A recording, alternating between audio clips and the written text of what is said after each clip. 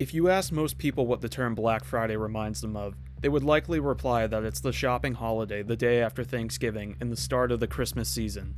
However, if you ask the residents of Edmonton, Alberta the same question, they would more than likely give you a much different and darker answer.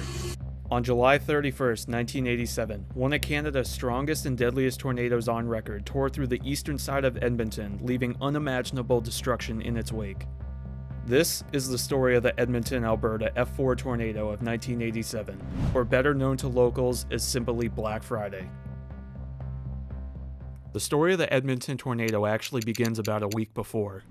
In the week leading up to the event, a massive high-pressure system had been building over a majority of the United States, which allowed very warm and unstable air to funnel all the way north into Canadian territory.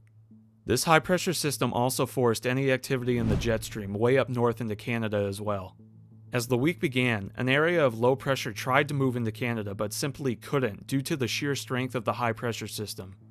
As both of the weather systems remained nearly stationary for days, the heat and humidity continued to build in Edmonton before it would all finally come to a head on July 31st. On July 31st, after days of being in a stalemate, the high-pressure system finally weakened just enough to allow the low-pressure system to start inching eastward. The low-pressure system, which had been building in strength for days, brought with it a strong negatively tilted trough over the plains of Alberta. This trough was exactly what was needed to develop thunderstorms, and as fate would have it, due to the high-pressure system sitting over Edmonton for roughly a week, these thunderstorms would have an extremely volatile atmosphere to work with. As the day progressed, temperatures warmed into the upper 70s or roughly 24 degrees Celsius. Dew points also rose into the mid-60s, which is roughly 18 degrees Celsius. There was also a significant amount of instability or energy for thunderstorms in the atmosphere, with Kate values rising to roughly 4,000 joules per kilogram.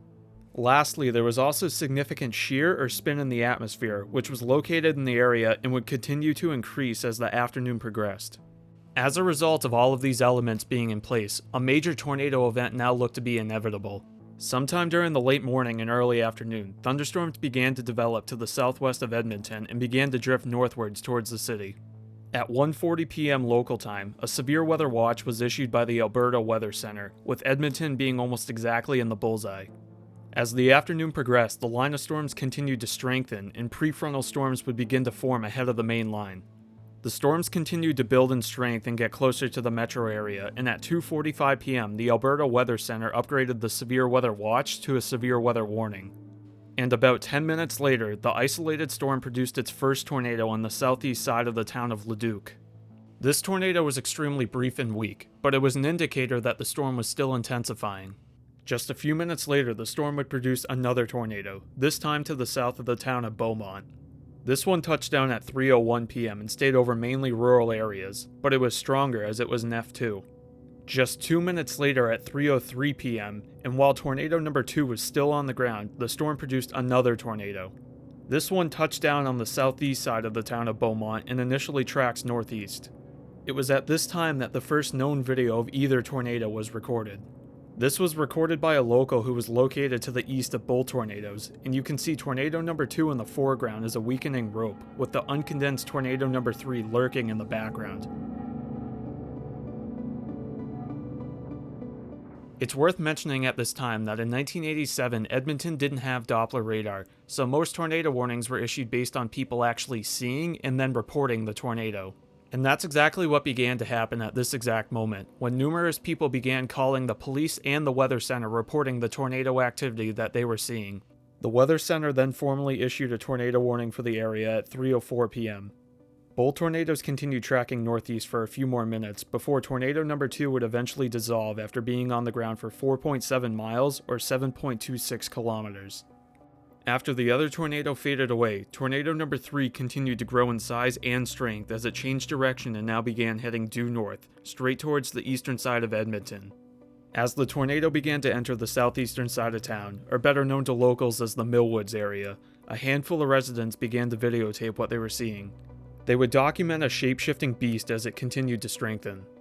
For moments at a time, there appeared to be no discernible funnel all the way to the ground, before numerous vortices would appear and then begin to dance around.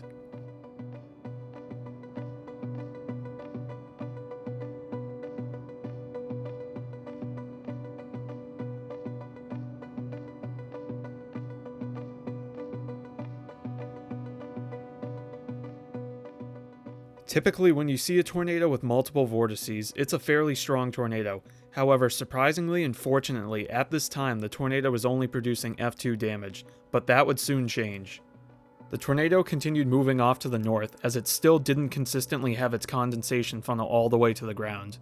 This undoubtedly confused a lot of residents though, as they mistook this for meaning that the tornado had actually lifted, when in fact the opposite was true.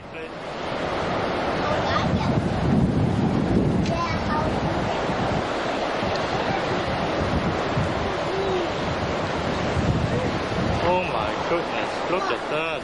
What is that? That's a cloud. That's a funnel cloud. No one is not the what? Whoa.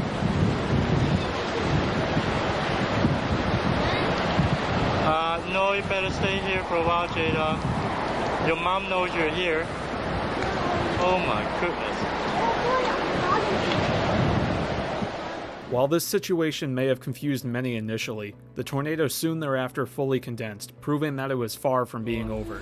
I didn't even get to get it on tape. Oh man. You brought it up? Yep. Holy. The tornado, which was now at peak intensity, then made its way into the industrial area of Edmonton.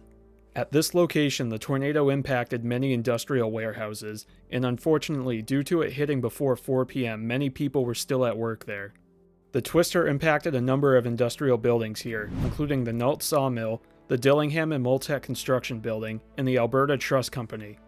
In addition to these buildings being significantly damaged, the tornado also lifted and threw a massive oil tank several hundred feet at this location.